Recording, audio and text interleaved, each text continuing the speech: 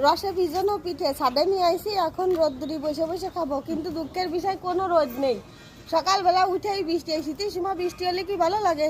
তারপরেও ছাদে আইছি যে রোদ্দুরি যেটুক একটু তাপ আছে তাই ভালো লাগতেছে। তা এখন বসে বসে ভিজানো পিঠে খাবো। রোদ্দুরি বসে কিন্তু ভিজানো পিঠে খেতে খুব মজা।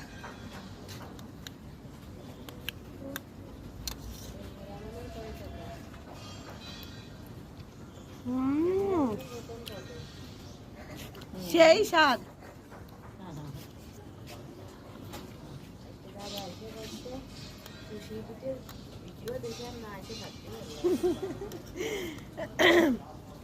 চুষি পিঠে ছিল কালকে রাত্রি, তো আপনাকে সবাই দেখাই দিছি।